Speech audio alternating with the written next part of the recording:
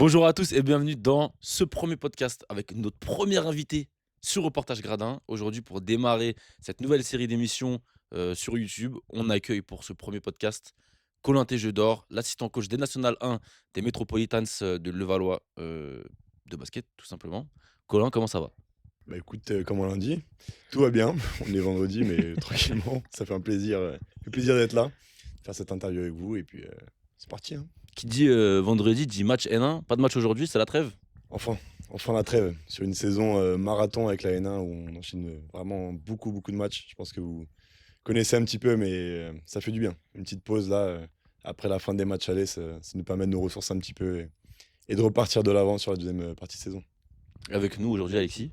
Bonjour Colin, bonjour Lucas. Le boss. Aujourd'hui, petit podcast, hein, le premier, qui va parler de coaching notamment, parce que on a la chance d'avoir un coach un assistant coach d'une équipe de basket professionnelle. Mmh. C'est une chance de t'avoir en vrai.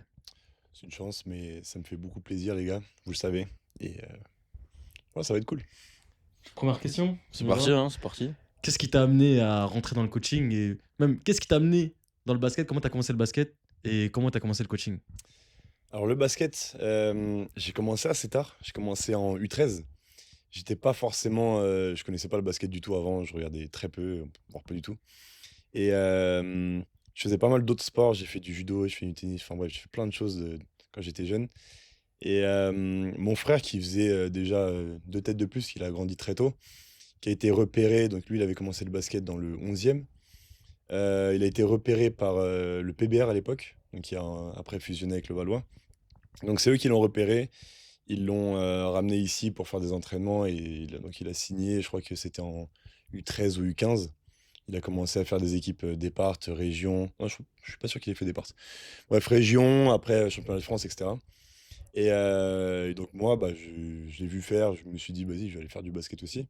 Donc je suis allé à Charonne, donc club du 20e de Paris, où j'ai commencé le basket. J'ai fait 2 ans de basket là-bas. Avant de commencer à faire quelques entraînements à Levallois, c'était à Fragonard, dans la salle de Paris, dans le 17e. C'était une salle un peu ghetto, mais c'était des bons entraînements là-bas. J'étais parti faire un entraînement avec mon frère là-bas. Je me souviens bien du premier entraînement. Coach, il avait dit, OK les gars, aujourd'hui, entraînement cœur de lion. On avait posé les ballons, on avait sauté sur des bancs, on avait couru pendant 1 heure et demie. Et c'est là que je me suis dit, je vais faire du basket. Pas du tout. Mais au final, Ah, entre moi j'ai qui touche pas rejoint. la balle, tu veux faire du basket. Ouais, non, c'était plus de l'athlétisme ce jour-là, mais en vrai, voilà, j'ai suivi un peu les traces de mon frère dans le basket. C'est pour ça que je suis arrivé ici assez tôt. Et donc voilà, je suis arrivé en U13 Départ 2. Deux Ça équipes devait être départ. fameux ça. Hmm. Ça devait être fameux. Ouais, bah comme mon niveau, hein, cette époque-là. Cette époque-là, On n'a rien contre les U13-2 des deux qui nous regardent. Bien évidemment. Gros big up à tous les U13D2 de on est humble France. sang. On est humble sang. Mais comme quoi, tout est possible, hein. On peut faire du basket dans sa vie après. Il y a pas de question de niveau. Non, il faut commencer quelque part. Et voilà, j'ai commencé dans cette équipe-là. Puis j'étais à ma place, quoi. J'ai pas un meilleur niveau que ça. Je me suis entraîné pour essayer d'atteindre d'autres équipes derrière. Ok. Et du coup, le coaching, au final? Le coaching, bah, au final, donc j'étais avec Mams. Je crois que c'est l'année juste après où j'ai commencé à coacher. Donc j'étais avec coach Mams, qui est un des coachs que j'ai eu en jeune, donc avant la catégorie U20, qui m'a qui m'a le plus donné envie de jouer au basket, on va dire, de vraiment de m'investir, qui m'a transmis beaucoup de valeurs dans le basket. Et je pense que c'est vraiment avec lui, je me suis dit, putain, c'est intéressant de retransmettre sa passion, etc. C'est vraiment intéressant. Et c'est lui qui m'a donné envie de commencer à donner des conseils aux gens, à essayer de transmettre mon expérience. Bon, j'en avais pas énormément à cette époque-là, mais voilà, les premières bases, tu peux transmettre, quand tu joues en U20 région, tu peux déjà transmettre à des U11, à des petits, etc. C'est largement faisable. Donc je dirais que c'est lui qui m'a donné un petit peu cette envie-là. Et après, donc j'ai commencé à passer les diplômes du coup l'année d'après, si je me trompe pas.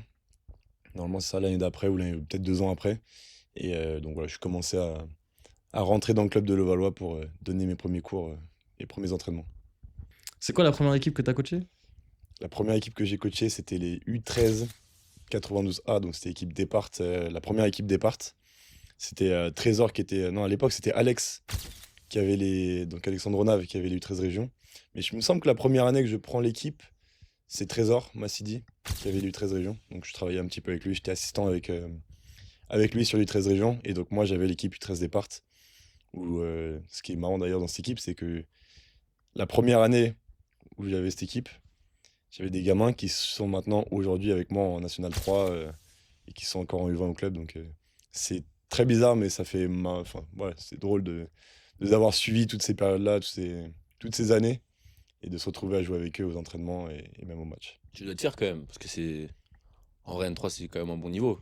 Ouais, non, franchement, c'est cool. Franchement, quand je vois les Samuel Ténilien qui jouaient poste 5 à l'époque en U9 et qui là est meneur qui donne des vraies minutes en N3. Non, franchement, c'est cool de voir par exemple Habib Karam, pareil. Il était un petit peu lourd à l'époque, mais il a bossé. Je crois que c'est un des gars que j'ai vu le plus bosser. Il a eu beaucoup de portes qui se sont fermées, mais à chaque fois, il était là. Il disait, t'inquiète pas, Colin, je reviendrai en janvier, en septembre. Tu me prendras dans ton équipe, etc. Puis à chaque fois, il l'a fait. Il l'a fait, et puis là, le voir. Donc lui, il est plus encore avec les U20, mais il s'entraîne aussi avec la N3. Mais de le voir l'année dernière sur le Final Four, à faire peut-être le meilleur match, enfin, je pense que c'était le meilleur joueur de l'équipe quasiment. Donc non, franchement, ça fait plaisir. Et de les voir s'entraîner. Et c'est agréable de jouer avec eux. Comme je les ai coachés depuis longtemps, j'aurais transmis un peu ma manière de voir les choses, etc. Bah, je me reconnais quand ils jouent. Et c'est simple. Je sais ce qu'ils vont faire, je sais qu'ils vont avoir envie de couper sans ballon, qu'ils vont proposer des choses. Et que voilà, ils essaient de comprendre pourquoi ils font les choses. Donc franchement, c'est agréable. Une question un peu plus absurde, j'ai envie de dire. C'est quoi ta vision un peu du basket, mais qu'est-ce que tu veux transmettre à tes joueurs en priorité? Je pense que ma priorité, ça vient des valeurs. Je pense que dans le basket, ça commence déjà par ça. Avant de parler de technique, avant de parler de quoi que ce soit, c'est d'abord les valeurs, comment on va se comporter, comment on va s'entraîner, comment on va faire les choses. Donc ça, pour moi, c'est la priorité, c'est ce que j'ai envie de transmettre en premier. Et ce qui me paraît en fait une base. C'est une base où tu vas rajouter après de la technique, de la compréhension du jeu, de la tactique, etc. Et ça qui va faire que tu vas te développer dans le basket. Mais si t'es pas entraînable déjà, si tu sais pas que tu viens faire un sport et que tu vas travailler avec, enfin, tu vas jouer avec des autres, qu'il y a des règles, qu'il y a des machins, si t'es pas prêt à accepter tout ça, tu pars pas dans la bonne direction. Et C'est après, marrant parce que il y a 2 semaines, il y a 2 semaines, on a interviewé Marco Pelin, qui coachait les U18 France de Cergy l'année dernière et qui est sur Orléans maintenant, avec les espoirs. Et il nous disait exactement la même chose. Et comme quoi, je trouve il y a ce truc, tu vois, de partager le sport, mais pas que, tu vois, c'est plus que juste du sport. On partage des valeurs, en fait. Et moi, je trouve ça important, en vrai. Ça me fait plaisir de savoir que tu penses comme ça aussi. ouais, bah écoute, c'est comme ça que c'est un peu comme ça que j'ai grandi dans le sport et je pense qu'au-delà de coacher, on est là pour faire grandir des gens, pour les faire devenir des hommes, etc. Ou des femmes, ceux qui coachent. Mais je trouve ça vachement intéressant de voir le développement aussi des enfants, mais dans leur tête.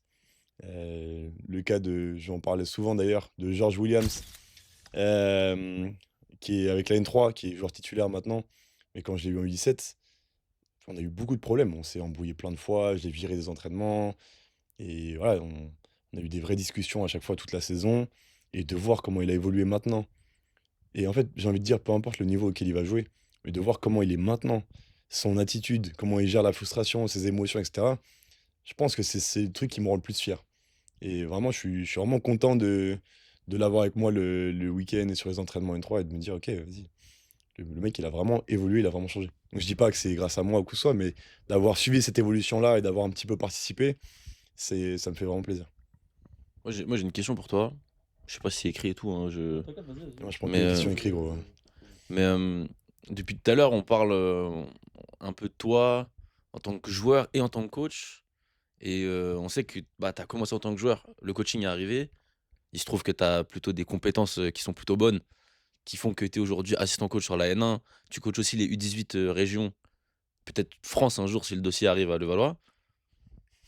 On espère, on vous le souhaite en tout cas.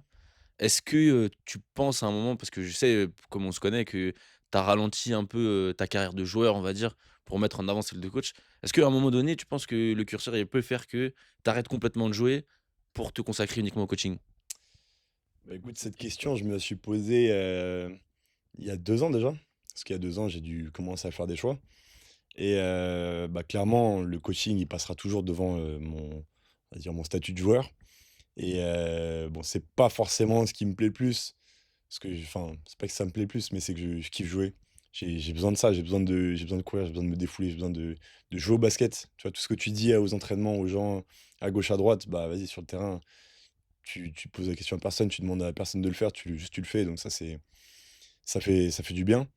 Et donc pour répondre à ta question, je pensais que j'allais devoir arrêter avec la N1. Je me suis dit, donc on était en prénat à cette époque-là, je me suis dit, bah, cette année, je jouerai pas. Et bon, j'ai quand même pris ma licence puisque j'étais toujours au club et je me suis dit, bon, je vais aller faire un entraînement ou deux de temps en temps. C'est ce que j'ai fait. Donc j'allais m'entraîner une fois de temps en temps quand j'avais le temps, une deuxième fois, une troisième fois. Puis le coach, il m'a dit, bon, bah vas-y. C'est passé comment d'ailleurs? Il me dit, ouais, en gros, il partait au mai contre les premiers. Donc j'ai fait 0 match, hein, puisque moi j'étais juste là pour m'entraîner de temps en temps. Et je vois dans le groupe, il envoie un message et je vois qu'il manque genre les 3 intérieurs. Il manque 3, un poste 4 et 2 postes 5. J'envoie un message ou quoi, je lui dis: «Ouais, si t'as besoin de moi, vas-y, je suis dispo», tu vois? Et donc il me dit: «Bah, vas-y, avec plaisir, vas-y, viens». Donc j'y vais. Je vais au match. On fait un plutôt bon match. On tape les premiers chez eux et puis vous savez, le Metz, c'est jamais simple de gagner là-bas. Mais donc ouais, on fait un bon match. Donc je fais un entraînement la semaine d'après, je rejoue et puis au final, bah, j'ai joué, je sais pas, sur les 26, j'ai dû en jouer une quinzaine, tu vois? Un truc comme ça. Donc j'avais prévu, on va dire, d'arrêter, mais bon, c'était quand même dans un coin de ma tête. Les entraînements, les matchs étaient toujours là. Et au final, bah, j'ai joué l'année dernière. Cette année, c'est un peu le même principe. On est monté en N3. J'hésitais à changer de club pour aller jouer en départ une fois par semaine, mais sans m'entraîner. Au final, je suis resté. Et donc, il y a des semaines où je m'entraîne pas du tout, des semaines où je m'entraîne une fois. Mon record pour l'instant, c'est 2. Cette semaine, peut-être 3. Jamais vu. Alors, bah, ça va être costaud, là. Et du coup, ouais, je fais pas mal de matchs cette année. J'en ai raté 3, je crois. Donc voilà, pour l'instant, j'essaie de faire les 2 quand j'ai le temps, mais toujours priorité au coaching. Et il y a peut-être un moment où je devrais arrêter de jouer, mais je pense que j'en ai encore un petit peu sur la semelle, donc ça me fait pas. Je suis pas pressé d'arrêter de jouer. T'as quelques moves encore à. Ouais, j'ai le spin qui Quelques est Ouais, spins. assez comme par efficace. hasard. Comme par hasard. Le spin qui est assez bon. On n'expliquera pas pourquoi, je crois. En tout cas, le retour contre Andrézy sera autre chose, mais bon, ça, c'est un autre débat. Il n'y a pas de souci. On a fait le match aller chez vous, il n'y a aucun problème. On est prêt pour le retour. On va rentrer un peu plus sur la partie nationale 1. Mm. Est-ce que tu peux nous expliquer c'est quoi ton rôle concrètement dans cette équipe au quotidien? En gros, donc là, c'est ma deuxième saison en N1. Mon rôle a beaucoup évolué puisque je suis passé par plein d'étapes différentes. Mais maintenant, aujourd'hui, là, j'ai un rôle, on va dire, d'assistant. Donc, je suis là à tous les entraînements, tous les matchs, etc. Plus de la vidéo. Donc, c'est moi qui fais les scootings vidéo des équipes adverses, qui prépare les vidéos sur les montages des plays, de la manière dont l'équipe adverse joue, euh, les joueurs, en gros, les touches, enfin bref, un petit peu tout. Donc, je fais un gros travail de scouting par rapport à ça. Je fais aussi un travail sur les retours de nos matchs. Là, comme je suis en train de faire une formation des DHJB, j'ai des outils en plus qui me permettent d'avoir des retours encore plus précis sur nos matchs à nous. Et donc, sur quoi on est bon, sur quoi on doit continuer de travailler, qu'est-ce qui est efficace. Donc voilà, je fais pas mal de retours aussi sur nos matchs à nous. Après, donc, comme on a un kiné, mais qui est plus là pour récupérer les joueurs quand ils ont des problèmes à son cabinet. Donc, je fais aussi les straps avant les entraînements. J'essaie de faire un petit peu de travail indiv quand j'ai le temps avec les gars, quand ils sont là 1 heure avant, ils m'envoient un message et puis j'essaie de les aider à corriger certains trucs dont ils ont besoin. Une grosse partie où on travaille beaucoup avec Sacha et Steve sur nos plays, sur ce qu'on a envie de faire. Donc en gros, tout ce qui va relier notre équipe sur la manière dont on joue, les changements potentiels. Donc on va dire que je touche un petit peu à tout avec cette équipe-là. Voilà, on essaie de se répartir un petit peu les rôles aussi avec le coach et les assistants, enfin avec surtout Steve, pour que voilà, on essaie d'avoir un œil assez global sur l'équipe et qu'on puisse amener le plus de choses. Tu touches un peu à tout en fait. Franchement, c'est ça. Et j'ai vu, on a déjà parlé une fois, mais j'avais vu une étude qui montrait que 2 coachs sur 3 professionnels montrent des signes de burn-out. Mm. Comment est-ce que toi tu arrives à jongler avec ça, tu vois, d'en faire énormément, mais de garder du temps pour toi et de comment est-ce que tu fonctionnes toi? Bah, le premier principe, c'est de cacher ses signes de burn-out, pour que les gens ils s'en rendent pas compte. Mais non, en vrai, je pense il faut déjà bien s'organiser, je pense. Si tu mal organisé et au début de la première saison N1, j'étais mal organisé parce que je découvrais un petit peu le milieu et j'avais pas les bons logiciels. Je travaillais avec Longomatch, qui est le système de base pour, l'analyse vidéo et j'avais pas InStats, c'est qui est, une grosse base de données sur, toutes les statistiques N1 et Pro B Pro A. J'avais pas ça et je passais des 10 heures à faire des vidéos, des scootings, je me couchais à 4 heures du mat et cetera. Enfin, c'était vraiment un enfer au début et donc j'ai des potes qui étaient déjà en N1, genre, je les ai appelés, je leur ai dit: «Mais vous faites comment, et donc ils m'ont donné les logiciels qu'ils utilisaient eux et donc j'ai demandé au président, il m'a dit: «Oui», donc j'ai récupéré ça et puis ça m'a permis déjà de gagner beaucoup de temps et après voilà, j'ai développé une organisation où je sais ce que je dois faire quand, pour ne pas avoir à le faire chez moi à 3 heures du mat et cetera. Ça arrive des fois parce que, bah, c'est du sport, il y a des aléas, il y a plein de choses donc voilà, ça peut arriver mais je dirais que c'est l'organisation et puis le fait de jouer aussi, ce qui me fait me détendre un peu, on va dire. Et puis voilà, faut pas oublier qu'on a une vie à côté, donc faut réussir à ajuster ça pour que tu fasses pas 300 que du basket tout le temps et que tu puisses avoir des moments où tu fais autre chose, quoi. Justement, la N1, c'est un championnat qui est très rythmé, Mmh. avec énormément de matchs. Comment tu comment vous faites pour enchaîner tout ça, au quotidien? C'est, j'ai envie de dire, c'est la même chose, hein, c'est l'organisation. C'est comment tu vas te créer une routine qui va te permettre d'anticiper les matchs d'après. Par exemple, on joue le mardi, on va par exemple à Tours. Le vendredi, on reçoit les Sables. Bah, tu sais que pendant ton déplacement de Tours, bah, tu vas commencer déjà à travailler sur les Sables. Sur le trajet aller, bah, je commence déjà à récupérer un match des Sables, je commence à travailler dessus. Même, un petit peu avant, j'ai déjà commencé à séquencer des matchs. Voilà, c'est une question d'anticipation pour que tout soit prêt à chaque fois en temps. Nous, généralement, on fait une vidéo sur les plays, 2 jours avant le match, sur les matchs à domicile. Non, la veille du match, pardon. Et le jour du match, on fait une vidéo sur les joueurs et cetera. Donc on se répartit un petit peu l'organisation et le but, c'est que tout soit carré à chaque fois à ce niveau-là, qu'on ait les informations pour pouvoir travailler dessus assez tôt dans la semaine. Par exemple, on joue les Sables, le vendredi, ils font de la défense, protect ou drop, peu importe. Bah, le lundi, on sait déjà qu'il va y avoir ça vendredi, donc on peut déjà commencer à le préparer un petit peu.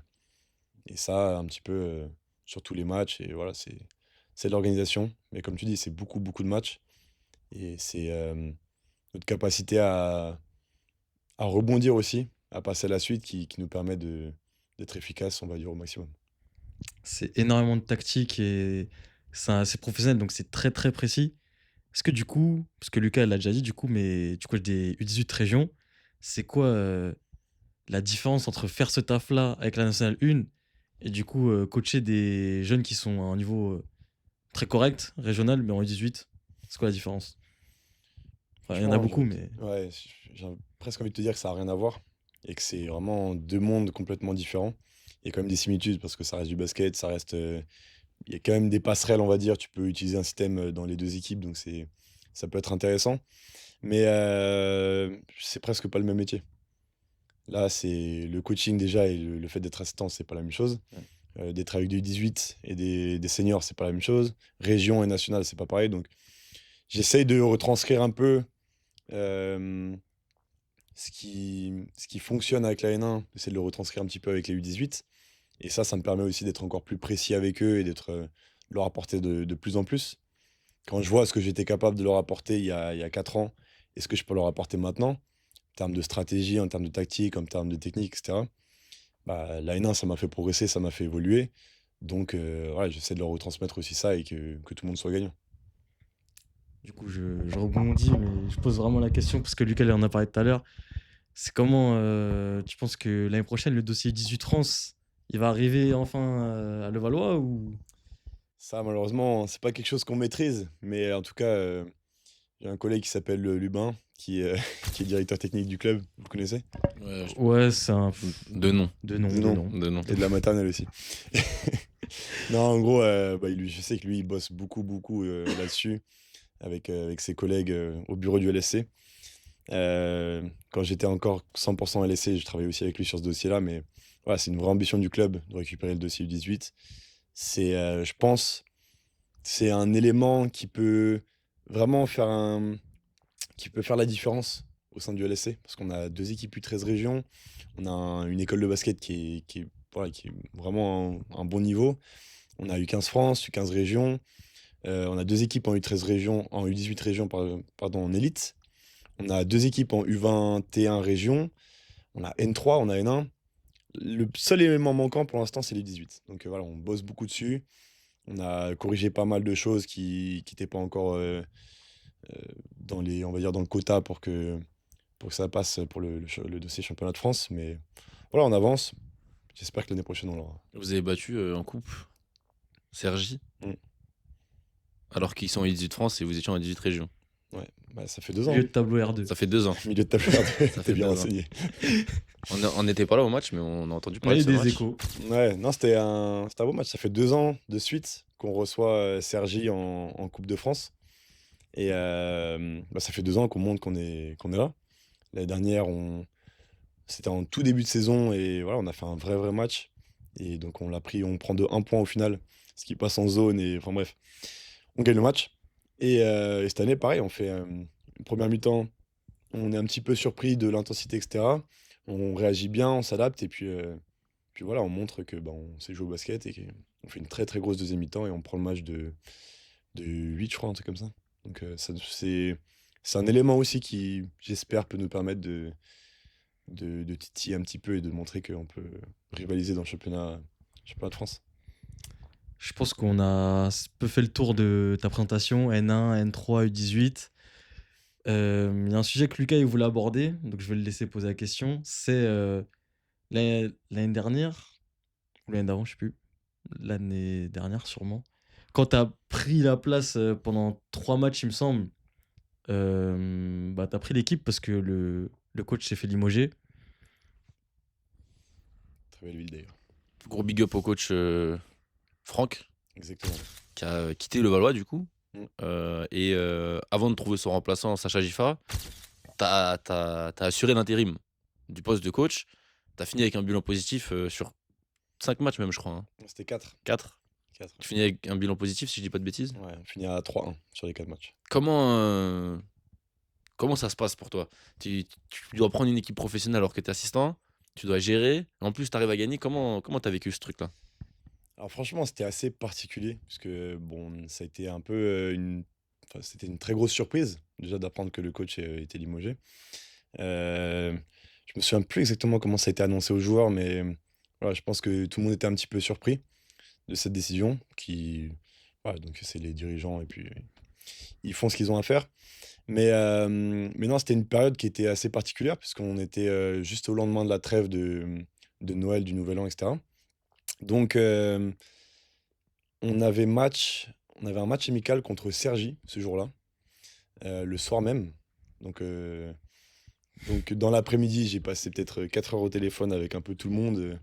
Et donc, le président m'a demandé si j'étais OK pour reprendre l'intérim de l'équipe. Donc, moi, je lui ai dit bah, évidemment, mais j'ai pas le diplôme. Il me dit non, mais c'est bon, t'inquiète pas. On a vu avec la Fédé, etc. C'est bon. Je dis bon, bah, OK, c'est parti. Et donc, arrive le match contre Cergy. On était là. Vous étiez là, Ouais. évidemment. Ce qu'il faut savoir, c'est que peut-être 2 semaines avant, j'ai mis les chaussures parce qu'on n'était pas assez à l'entraînement et donc j'avais joué avec les gars. Donc je suis passé de, on va dire, partenaire d'entraînement, enfin instant coach, partenaire d'entraînement, d'un coup à coach. Et donc le premier match contre Cergy, il s'est très mal passé. Très mal passé. Les 2 meneurs déjà étaient out. On avait Joanne Garbin et Kevin Tallien qui étaient sur blessure ou au repos, donc ils n'ont pas joué. Donc on joue contre une N2. Cergy, sans les meneurs, c'était un bordel. Et vraiment, c'était catastrophique. Ça partait dans tous les sens, tout le monde parlait, tout le monde machin. Et donc voilà, c'est très mal passé, on a perdu le match. J'avais filmé le match, j'avais regardé après, c'était vraiment un bon bordel. Et 3 jours après, on devait jouer contre Lorient, à domicile. C'était la fin de la phase aller. Donc on avait en gros 6 matchs pour se qualifier en poule haute. Et on était bien, mais on n'était pas encore qualifié. Il fallait qu'on gagne des matchs. Donc, je me suis dit, ok, bon, il y a 3 jours avant le prochain match, 3 jours pour remettre tout le monde dans le même axe, que tout le monde aille dans la même direction et qu'on fasse ce boulot. Et ça a été en gros le truc sur lequel je me suis rattaché. Et je me suis dit, ok, ça doit nous permettre à tous de se diriger et puis de mettre tout le monde dans le même cadre.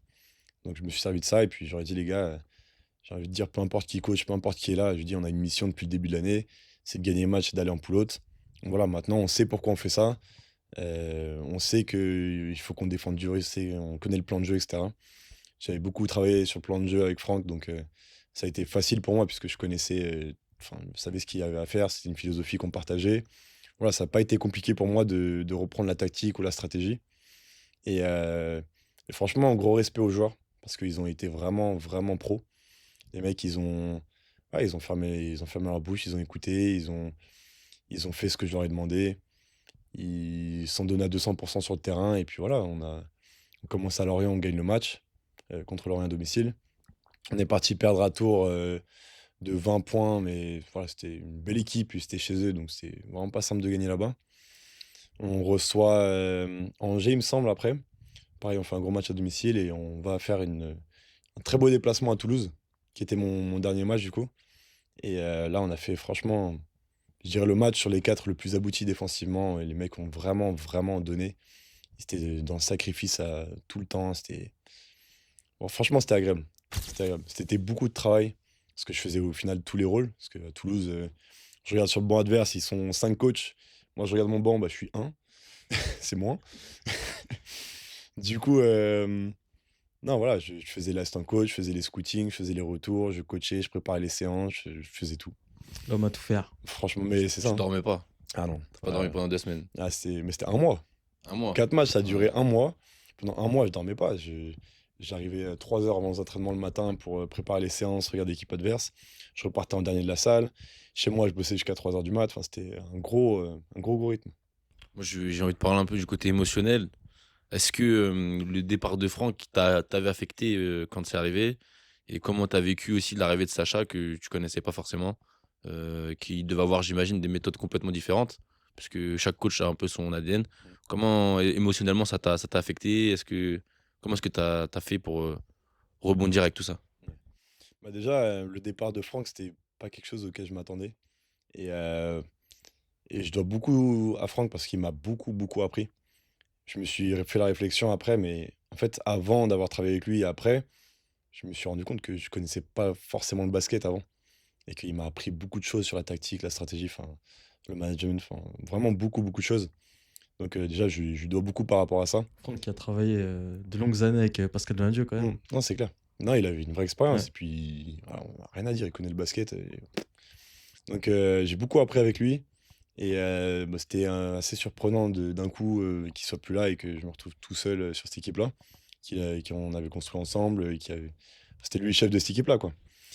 Donc non, c'était un peu déstabilisant au début. Donc après, j'étais tellement la tête dans le guidon que bah, j'ai dû faire avec et je n'arrivais pas à me poser de questions à ce moment-là, quoi. Donc voilà, j'ai fait. Puis après, on m'a dit que Sacha allait arriver. J'ai dit, bah ok, de toute façon, je savais très bien que j'allais pas faire toute la De saison. toute façon, tu pouvais pas. Je pouvais en faire que 3 à la base. Ouais. Et le quatrième, c'est qu'on a pris une amende parce que bah, j'avais pas le diplôme. Donc voilà. Donc je suis parti faire le match, mais on a pris une amende. Et donc bah, Sacha est arrivé avec une philosophie très différente. On a eu pas mal d'échanges autour de ça parce que moi, je savais comment l'équipe était construite et ce qu'on avait mis en place par rapport à cette équipe-là. Sacha est arrivé un petit peu avec ses idées à lui, sa manière de faire. On a tous une manière qui nous est propre et lui il était arrivé avec et je savais que ça collait pas forcément avec le fonctionnement de l'équipe et comment elle était construite. Donc on a pas mal échangé autour de ça. On a eu des matchs un peu plus compliqués. Voilà, il fallait qu'il apprenne à connaître les gars, comment chacun fonctionnait. Donc, c'est jamais simple d'arriver sur une équipe où tu connais personne et c'est pas toi qui a mis en place le système. Donc, il a mis en place ses systèmes. Il a fallu le temps que les gars appréhendent un petit peu tout ça et s'adaptent. Et donc, voilà, on a eu quelques matchs compliqués. On a eu quelques belles victoires et puis on a fini la saison quand même plutôt pas mal, notamment avec 2 grosses victoires contre Saint-Vallier à domicile et à Orchy. Donc voilà, après, c'était deux philosophies complètement différentes, deux manières de faire complètement différentes. Le rôle d'un assistant, c'est de s'adapter au coach. Et donc, bah, c'est ce que j'ai essayé de faire au mieux. Et voilà, on est toujours en train de se découvrir avec Sacha. Et puis, on a des manières de faire un petit peu différentes, des expériences différentes. Et c'est ce qui fait qu'au final, on peut s'apporter l'un l'autre. Et voilà, moi, je prends tout ce que je peux apprendre, etc. J'essaie de le prendre et de m'en servir derrière. Et au final, j'ai l'impression que ça fonctionne, puisque vous êtes premier pour l'instant Mm. de votre poule. Mm. Ouais, Ça pour te- l'instant, on a des résultats. La saison est encore très très longue. On sait que pour l'instant, on n'a rien fait, même si on est premier. Les dernières, presque en même temps, à ce moment-là, on était deuxième.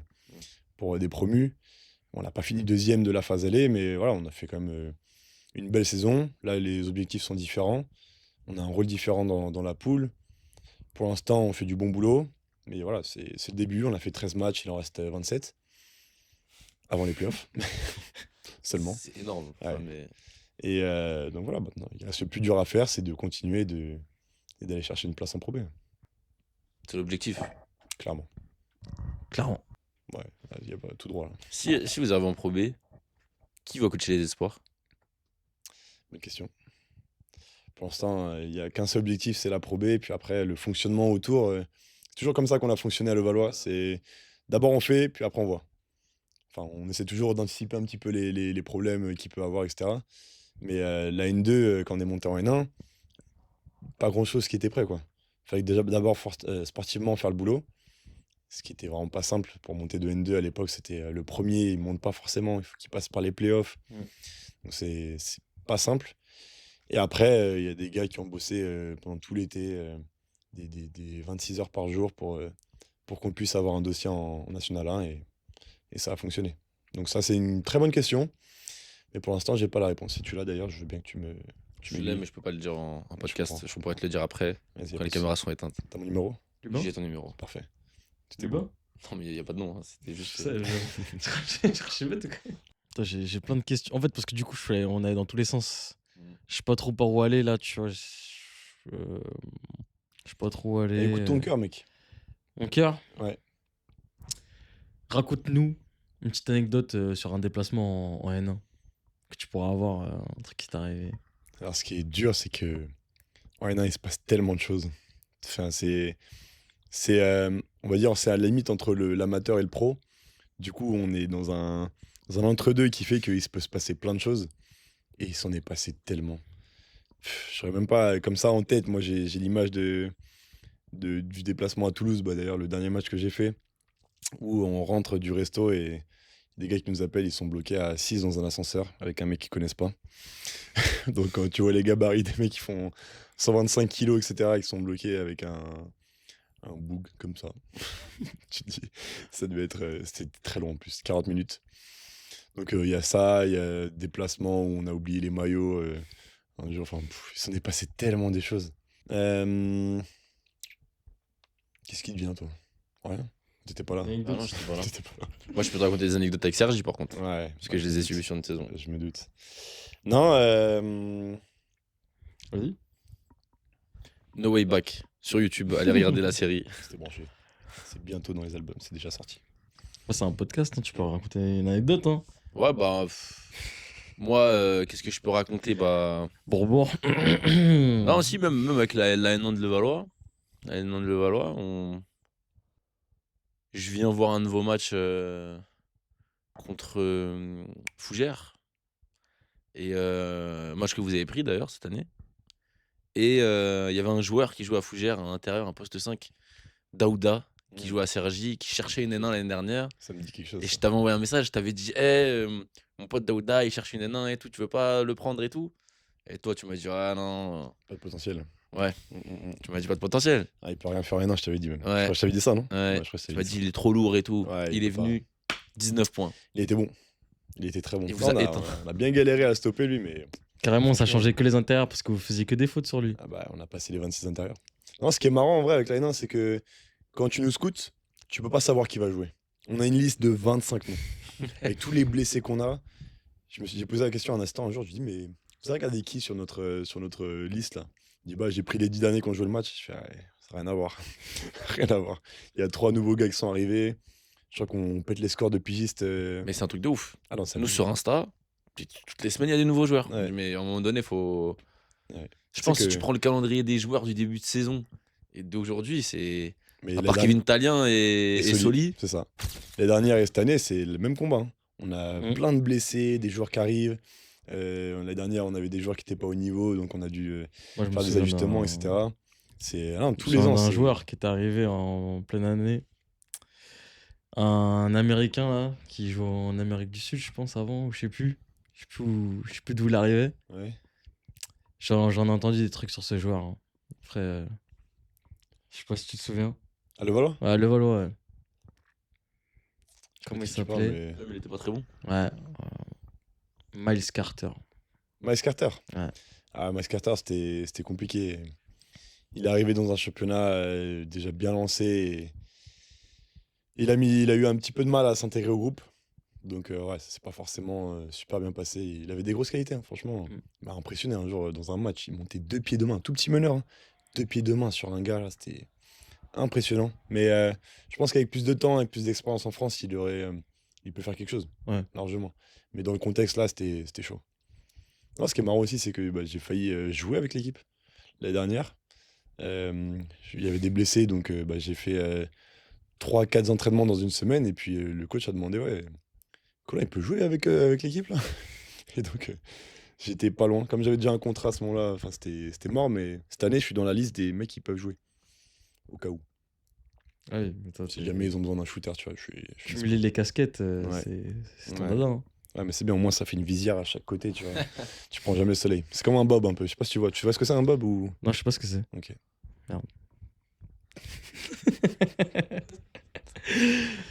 Est-ce que, toi, par rapport à quand t'as commencé le basket, c'était il y a un moment, bon, t'es pas non plus très vieux, mais est-ce que tu trouves qu'il y a un changement de mentalité, hein, Le basket, il a changé.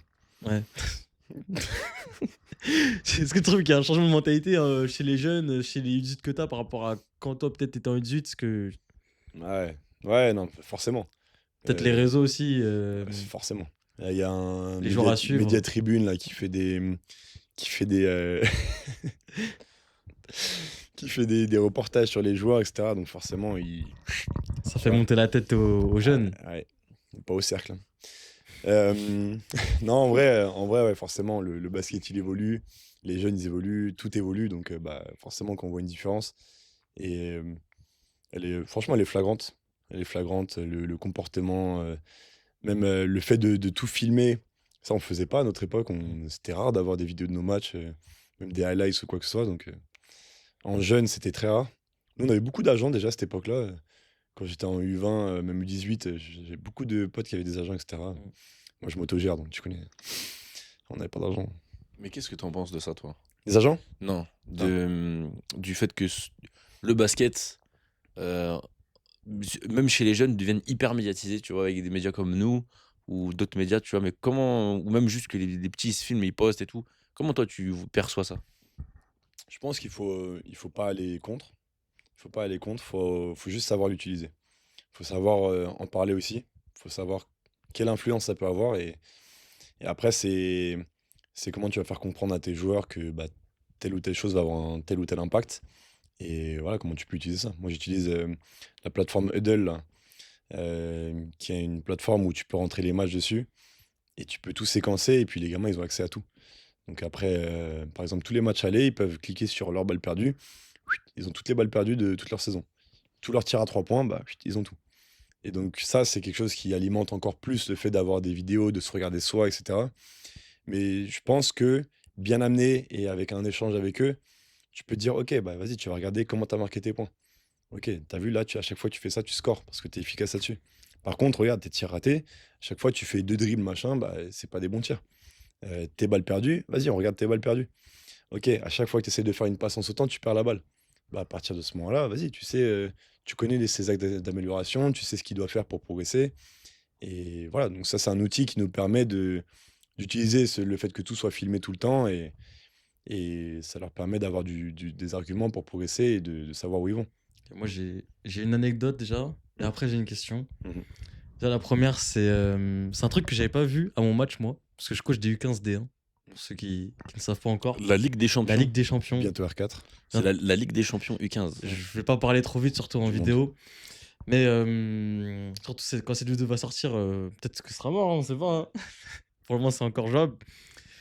Mais je joue la semaine dernière. Il y a un truc que j'avais pas vu pendant le match, mais que ils sont venus faire une vidéo reportage Granin et je l'ai vu après en vidéo.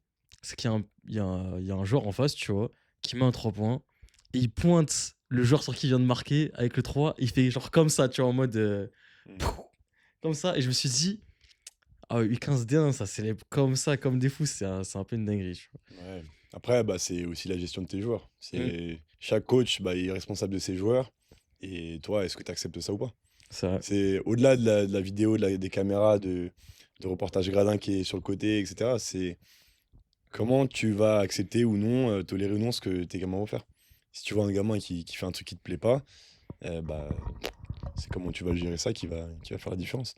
Mais voilà, si tu dis rien et que tu acceptes, bah, ils vont le faire. Ils vont faire ce qu'ils veulent. Si tu mets un cadre, si tu dis ok, vas-y, tu peux célébrer, ou si tu dis vas-y, tu célèbres, mais avec nous, tu vois, voilà, je sais pas, tu fais ce que tu veux, mais tant que c'est dans des valeurs qui restent un peu cohérentes, tu vois. Moi, c'est pas quelque chose qui me dérange, mais voilà, il y a un respect Il y a des toujours choses, un il y a un cadre cadre, à quoi. faire Ouais, c'est ça, respecter. c'est ça. Mais donc j'ai envie de te dire, c'est le coach qui va décider de ce qu'il va faire par rapport à ça, quoi. Du coup, ma question, c'est un débat qu'on avait avec Lucas et d'ailleurs, on a fait une vidéo sur TikTok et sur Insta. Je pense savoir un peu ce que tu vas me répondre, mais je vais quand même te la poser là. C'est toi, les stats, tu les donnes à tes joueurs ou pas? Et Ouais. pourquoi? Moi, j'ai vu vos vidéos. Ouais. Ah, tu Et suis un peu ouais, via tribune, je c'est suis ça? tombé une fois sur une vidéo comme ça en swipant. Mais je préfère quand même les mecs qui tombent par terre sur TikTok. En gros, moi, ils ont accès à tout. Ils ont toutes les stats. Et je me dis, il n'y a rien de mieux que de tout donner. Et en fait, si tu donnes autant le bien que le moins bien, et encore une fois, c'est comment tu l'utilises. Si tu donnes tout et que tu leur dis rien, bah, ils vont regarder ce qui les intéresse, ce qui les met en valeur. Et par contre, si tu leur dis, ok, bah vas-y, t'as mis 16 points, mais t'es à moins 48 de plus-minus. Bah là, ça remet tout en contexte, tu vois. Là, tu te dis, ok, bah c'est bien, tes 16 points, ils sont bien. Maintenant, pourquoi t'es là? Pourquoi t'es à moins 48 ou moins 100? Moins 100, c'est beaucoup. Donc, le but, c'est d'essayer de réguler ça et de se dire, vas-y, ok, à chaque fois que tu es sur le terrain, bah, tu tiens pas un duel, tu fais pas machin. Donc maintenant, voilà, ok, tes 16 points, ils sont bien, mais c'est ça que tu dois corriger. Donc, c'est l'utilisation des stats, comme l'utilisation des médias, comme l'utilisation de tout. Tout est bien ou pas bien selon comment c'est utilisé. Si tu laisses faire, tu laisses la personne qui va l'utiliser, enfin, en faire ce qu'il veut, quoi. Et donc, ça peut être du bien comme du moins bien. Mais si c'est, encore une fois, si c'est cadré, si c'est accompagné, bah, tu peux en tirer que du bénéfice. C'est un peu une anecdote, moi aussi, comme tu parles un peu des médias. Mm. L'année dernière, c'était U17 en Ile-de-France, c'était pas U18. On avait fait un reportage gradin sur Versailles. Et toi, t'avais joué Versailles 2 ou 3 semaines après. Tu m'as dit que t'avais regardé le TikTok pour préparer le match, regarder comment. Et t'avais gagné Versailles de pas beaucoup en plus, je crois. Je sais pas si ça dit quelque chose, mais. Ouais, mais complètement. Après, quand la première année où je fais la Coupe de France avec M17, je commençais le coaching de la N2 où on faisait pas mal de scouting. Et je me suis dit, ok, vas-y, on est parti au Havre, au plateau, en 16e de finale. Et on joue Rouen. Et Rouen, je me suis dit, ok, vas-y, c'est un gros match. Ils sont bons en championnat de France. Je vais essayer de préparer le match au mieux. Pour trouver des vidéos. Putain, le calvaire. Trouver des vidéos, des stats, des images. Mais c'était presque impossible. Donc, donc voilà, j'ai cherché où je pouvais sur Instagram. Quand il y a une vidéo reportage gradin, bah, tu vois un petit peu les meilleurs scoreurs. Tu vois un peu le profil de Mhm. l'équipe. Donc sur quelques séquences, tu peux déjà avoir un avis. Et comme en U17, en U18, bah, t'as rien en contenu pour scouter. Je pense qu'il y a très peu d'équipes qui le font, mais voilà, ça peut toujours te donner un petit avantage. Et voilà, quand tu vas chercher des informations, quand tu as des petites vidéos qui traînent par-ci par-là, bah, c'est intéressant, ça te permet de préparer au mieux, établir un plan de jeu. Et justement, pour ce match contre Rouen, on avait fait un plan de jeu qui était assez simple, mais très précis sur certains points. Et les gamins, ils avaient tellement bien respecté le plan de jeu, qui fait on les avait battus, on avait fait un vrai match. Et voilà, on avait ciblé un joueur qui joue en équipe de France, bon, on l'avait verrouillé là-dessus. Quand lui rentrait sur le terrain, on sait qu'on pouvait passer en zone sur ça, machin. Enfin voilà, on avait un vrai plan de jeu et franchement, On avait vraiment fait un vrai match par rapport à ça, donc c'était cool. Pour rebondir, c'est vrai que Reportage Gradin peut être une source de scouting. Parce que moi, j'ai exposé mon équipe la semaine dernière. Et le coach, si je vais au barrage, le coach de l'équipe qui sera sur mon barrage m'a envoyé un message et qui m'a dit ouais, il y avait 2 joueurs qui n'étaient pas là contre nous. C'est vrai. Et il a pu les remarquer. Et il pourra peut-être préparer son match par rapport à ça, je sais pas. Mais dans tous les cas, ça reste un match de basket, les gars. Et branchez-vous sur la Ligue des Champions du U15, du 7-8. C'est très important. Ça va monter R4 d'ailleurs, ce sera plus que 7-8. Hein. Ouais, c'est Ça envoie du lourd. Mais non, faire un après, match amical contre les U15 de Lubin. On va voir qui est qui. je pense que Lubin, je suis pas sûr que Lubin ait les compétences pour assumer ce genre de Je championnat. suis pas sûr non plus. Ah, Pour ceux qui savent pas, Lubin est coach en U15 France. seulement. Et Poulotte, hein. Et poule haute. Poulotte. Là, il lui reste 2-3 matchs. 5 humains contre 5 humains. Moi, je pense qu'on est arrivé à un moment où on a beaucoup parlé. Je pense qu'on peut enchaîner. On pourrait passer aux questions Ouais. des internautes. On va te poser quelques questions. Du coup, on a eu une story pour demander à notre. Bon, On peut faire une rubrique, genre on écrit les questions, les questions des internautes ou questions Ouais, des les, internautes. les questions des internautes. Voilà. Rubrique. Bon, Les questions des internautes. On lance le jingle. Attends. Jingle. Tin, tin, tin, nan, nan, nan. voilà.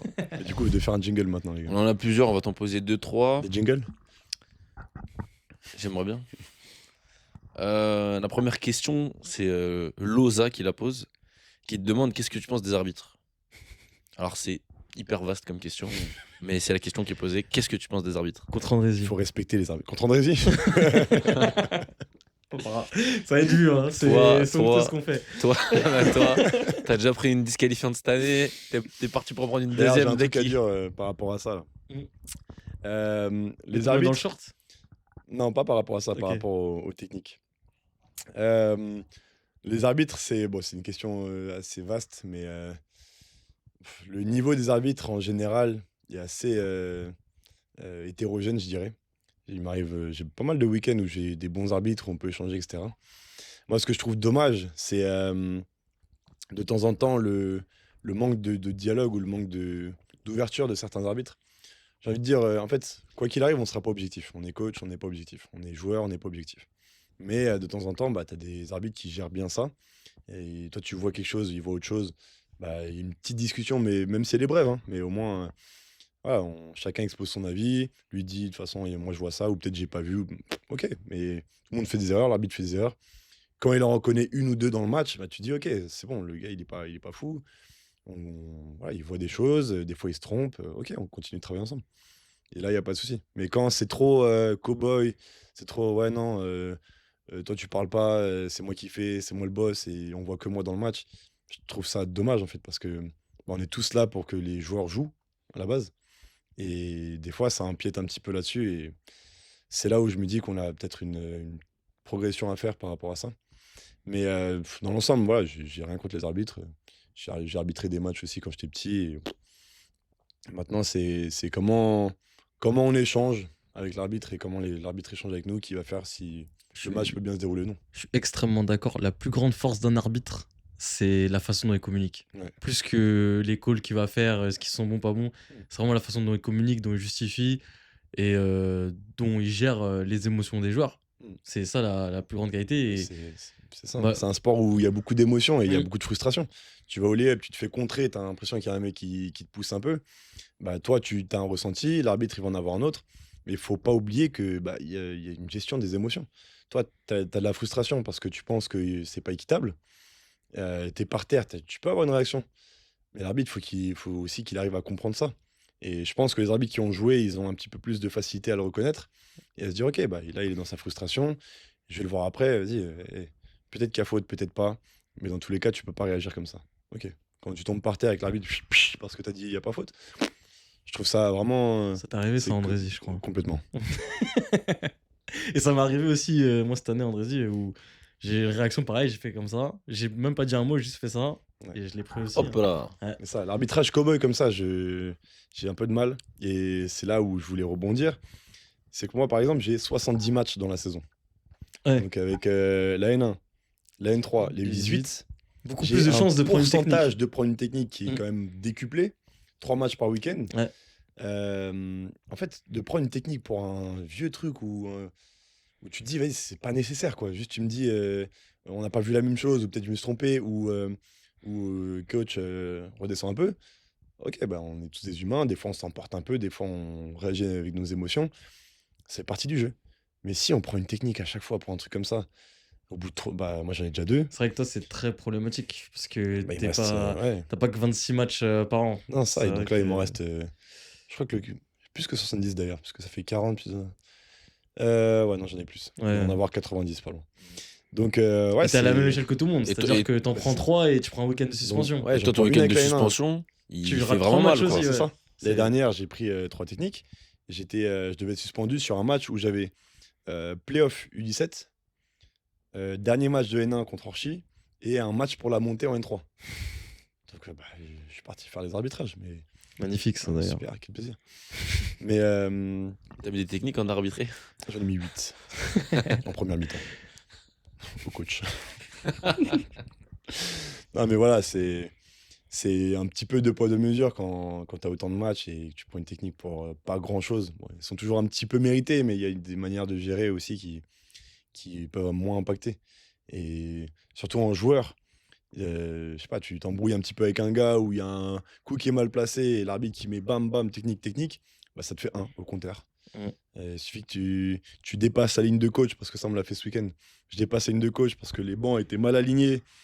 Du coup, l'arbitre, il m'a mis un avertissement pour ça. Je me dis, attends, si je prends ma technique là et que je suis suspendu déjà un week-end juste parce que j'ai dépassé la ligne, parce que les bancs, ils étaient mal placés, je commence à faire des calculs de maths là. Je me dis, ouf, la saison va être longue, hein. Elle va être très très longue. En tout cas, moi, je suis déjà en sursis. Hein. Je reprends une et Faites pas comme je lui. prends des week-ends. Ça, ça fait mal. Hein. Ouais, disqualifiante, hein. Ouais. Mets ton maillot dans ton short, ça peut. Ouais, mais je mets mon mot dans mon short maintenant. Ouais. Même quand je marche dans la rue, j'ai le mot dans le short. Hein. On sait jamais. Et si jamais Mais le short est trop court, tu montes. Le Oui. maillot est trop court, tu montes le short. Oui. si jamais l'arbitre qui t'a mis cette disqualifiante regarde ce podcast, Oui. bah, regarde cette caméra et Excuse-toi. adresse-lui un petit message, peut-être qu'il le verra et ça pourra atténuer les tensions. Je suis désolé, j'aurais juste dû mettre mon mot dans le short en fait. J'aurais pas dû parler. Hein. C'est pas grave. Voilà. Et voilà, on Monte tes avance. shorts. Comme quoi la communication est positive. Merde et tout. On enchaîne avec une autre question des internautes. Il y a un internaute qui nous demande qu'est-ce que tu penses de l'évolution de Noam Delag? Non, de lag. Alors franchement, bah, je l'ai vu ce matin. J'ai vu ce matin à la nef. Franchement, je suis vraiment content de son évolution. Je connais depuis qu'il était en U13 92B. Donc voilà, il était très très loin dans le championnat départemental, encore plus loin que le championnat du monde du 78. La Ligue des Champions. Pardon, excuse-moi. Ligue des champions. Euh, et non, franchement, c'est un gars qui a vraiment toujours bossé très très dur pour s'ouvrir des portes qui étaient souvent fermées. Donc là, le voir partir à Paris Basket pour jouer en espoir, en U18 et espoir. Malgré c'est sa déjà taille, hein, une- parce que les gens connaissent peut-être pas Noam Delag. Il Et fait. vous allez le mettre de toute façon, non?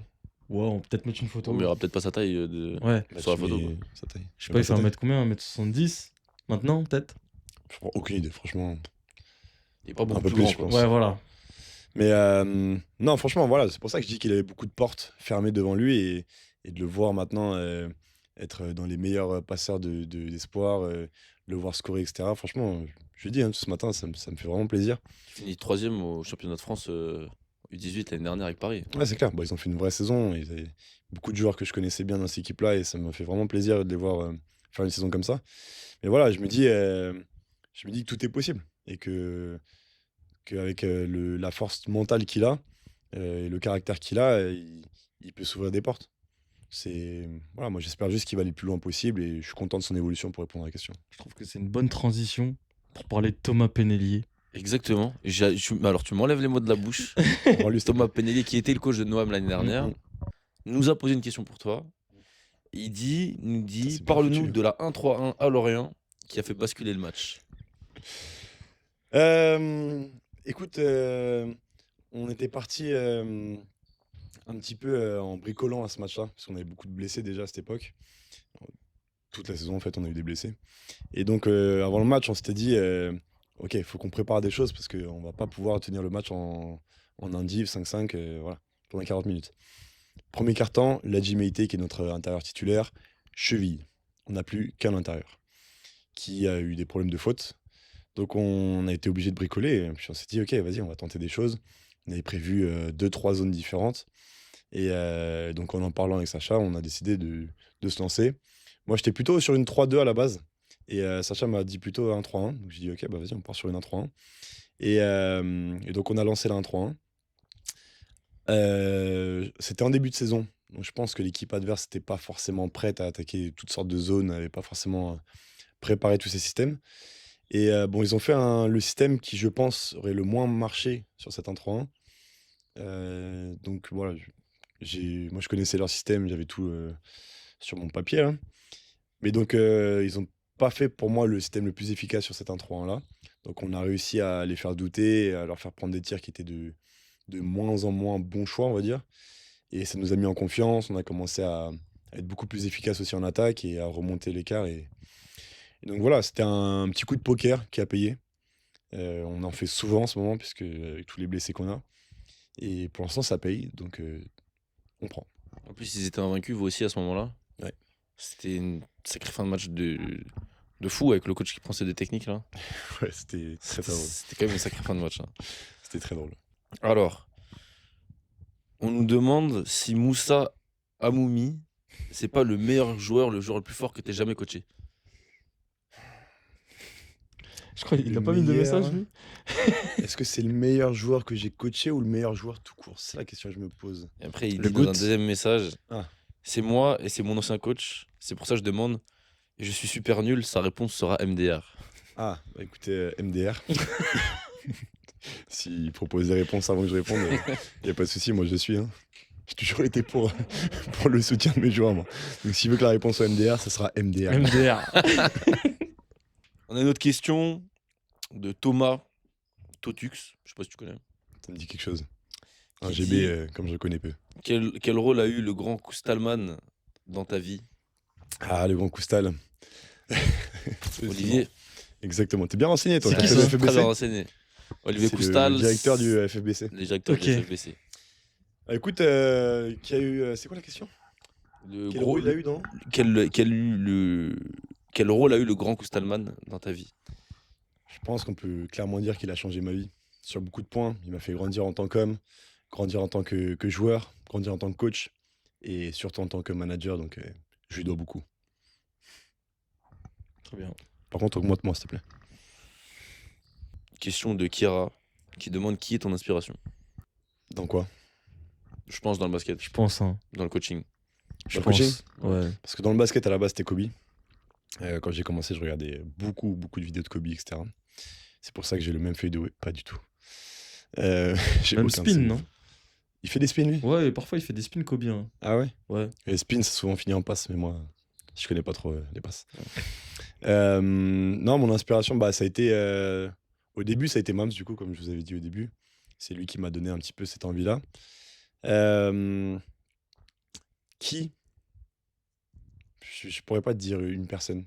Parce que j'essaie de m'inspirer de un petit peu tout ce que je vois et d'un petit peu partout. Donc, je vois quelque chose que j'aime bien, je me dis, ok, je vais regarder un peu. Et que ça peut être dans un style de jeu, ça peut être dans un coach, ça peut être dans plein de choses. Et puis on apprend toujours des autres, donc peu importe quel match je vais voir, bah, je vais me dire, ok, lui il fait ça, c'est intéressant. Même si par exemple je vais voir un match U15 D3 dans un championnat, c'est le Champions League 78, je vais me dire, ok, bah, lui il fait telle défense, tel machin. Voilà, il y a toujours des choses à apprendre de tout le monde et je pense qu'on est tous très très loin de maîtriser vraiment tout. Donc c'est toujours une inspiration au quotidien, on va dire. Une question de Maël qui demande qui est le meilleur coach entre toi et Lubin. Je pense qu'il n'y a pas de débat. Hein. Je suis désolé. La question, elle est vite répondue. La question est vite répondue. Dernière question, amicale, puisque je crois que tu connais celui qui pose la question, c'est Lubin, qui demande est-ce que tu as déjà fait une séance d'entraînement en parlant espagnol? Ça nous est arrivé. Parce qu'avec Lubin, on a eu un petit peu tout au club. Moi, j'ai fait les écoles de basket, j'ai fait les U13 1, les U13 régions, les U15 France avec lui, les U17 régions, les U18 régions. J'ai coaché des matchs U20. Enfin, moi, j'ai tout coaché dans ce club. Et à l'époque, avec Lubin, on avait les U11 loisirs le mercredi matin. Donc c'est un créneau qu'on avait tous les deux. Il nous arrivait de faire des séances complètement en anglais. On se débrouillait pas trop mal. Et complètement en espagnol. On se débrouille mal. Mais c'était assez marrant. On n'avait aucun terme. Mais c'était Madrid de la guacamole pour dribbler. Tirar con la papaya pour parler de la planche. Ouais, je te passe les détails, mais c'était quand même c'était très drôle. Mais c'était les séances où les gamins étaient plus concentrés bizarrement. Ouais, Comme forcément, par ton hasard. coach, il commence à Bizarre, faire des. Parler espagnol. Ouais, il commence Ah, à faire suspect. des. Hein. Ouais. Suspect. C'est suspect, t'as envie d'écouter tout ce qu'il dit parce que. Mais je te vois, franchement, hein, la séance qu'on a fait full anglais, je me suis des loisirs. Hein. Mm. Les mecs, ils étaient appliqués, concentrés. Ils retenaient que, ils comprenaient rien. Hein. Mais le mot qu'ils comprenaient, bah, ils s'étaient appliqués là-dessus. Je crois que je vais faire ça avant mon match Fais barrage. ça. Genre l'entraînement avant. En En espagnol anglais. En espagnol, c'est En mieux. espagnol aussi, je peux. Si. Habla. Está bien. ¿Habla un poco el español? Hablando. Sí, vamos a Hablando jugar al español. baloncesto con todos los amigos de mi padre, pero... J'ai fait allemand LV2, moi. T'as compris? Non, Ah, il comprend pas, lui. il parlait son Mais chose. si vous avez parlé allemand, j'aurais pas compris non plus. Hein. J'ai une dernière question. Je pense, et on va peut-être conclure là-dessus. Mm. Je trouve une question qui est pas mal intéressante pour notre média qui s'appelle Reportage Gradin et pas Média Tribune. Surprenant, ça. Je préfère Média Tribune. Ça, c'est pas toi qui choisis. C'est pas moi. Une question, c'est déjà, est-ce que tu suis un peu les jeunes dans le basket français, les futurs pépites là? Est-ce qu'il y a un joueur que tu kiffes qui est en train d'émerger en ce moment là? Bah forcément, ouais, comme je suis Reportage Gradin, abonnez-vous. Je fais la promo en interne. Il y a pas mal de joueurs que je peux suivre grâce à ça. Et puis on a la chance de jouer contre le pôle, donc bah forcément, Ça reste. voilà, on en a quelques-uns en face. Mais franchement, Nathan Soliman, c'est un gamin on a joué il y a 2 ans déjà, 1 an ou 2. Ouais, il y a 2, ça fait déjà sa 3e saison qu'il fait des matchs en N1. Ouais, ça. Donc il y a 2 ans, on avait joué contre lui. Et donc en 2009, il y a 2 ans, avec une maturité comme il avait. Et donc bon, physiquement, on voyait déjà qu'il allait être un petit peu différent des autres. Mais je me dis vraiment, il a un vrai potentiel. Mais déjà, dans sa maturité dans le jeu, c'était impressionnant. Il faisait très peu de mauvais choix. Et je me suis retrouvé à dire à mes joueurs, mais vas-y, il pouvait trapper tout le monde. Mais quand lui, vous le trappez, enfin, c'est chaud, faut pas le faire n'importe comment, quoi, parce que lui, il va être capable de reculer, de prendre l'information, de faire la bonne passe, même sous pression. Donc, ouais, non, lui, franchement, j'ai bien hâte de voir dans quelques années où est-ce qu'il va évoluer. Après, il y a tellement de talent en France que bah, il y a plein de joueurs tous les week-ends que je vois sur les réseaux un peu partout. Et je me dis, Laranto, Nancy, etc. Ouais, je me dis, il y a de quoi faire, quoi. Franchement, il y a de quoi faire. Donc, j'attends de voir et j'espère qu'on va taper les States au prochain JO. À Los Angeles, tu crois, toi? Si, Ah ouais. bien sûr que si. Bien sûr que si. T'as dit tout à l'heure, ça commence à 0-0. C'est vrai. 5 humains contre 5 humains. Exactement. Ne soyez pas complexés. Dix C'est pas pieds. complexé. Contre 10 pieds. Ils sont favoris sur le papier, mais t'as jamais vu un papier gagner un match. Colin, merci à toi de nous avoir reçus ici à Levallois pour ce podcast. Dans la loge présidentielle de. Non, c'est mon bureau. Gros. C'est mon bureau. Ah, pardon, dans le bureau de Colin. Le bureau écoutez, présidentiel. bureau De présidentiel. quoi Exactement. Bah écoutez, franchement, ça fait plaisir. Ça fait plaisir de vous avoir accueilli ici et de participer à vos interviews, d'intégrer un petit peu plus l'autre partie de l'écran de Reportage Gradin. Donc merci à vous, les gars. N'hésitez pas à vous abonner pour pas rater les prochaines interviews, les prochains podcasts. Et pour terminer, Colin, on te laisse le mot de la fin. Tu peux regarder la caméra là, tu peux dire ce que tu veux. Mais pas une 10 dinguerie. pieds, 10 mains, les gars. On est ensemble. 6 pieds, 10 mains. 10 pieds, 10 Ah, mains. ok, pardon. T'as pas capté depuis tout à l'heure. Je sais pas. Si, 10 je pieds, veux 10 dire, mains. quoi. Parce que c'est 5 humains contre 5 Ah, ok. humains. C'est 10 pieds, 10 mains. C'est bon, tu veux que je fasse un J'ai autre mot, capté. plus simple? Allez, ciao! Allez, ciao. Let's go. Peace up. En fait, la première, j'ai pas entendu. Après, t'as répété.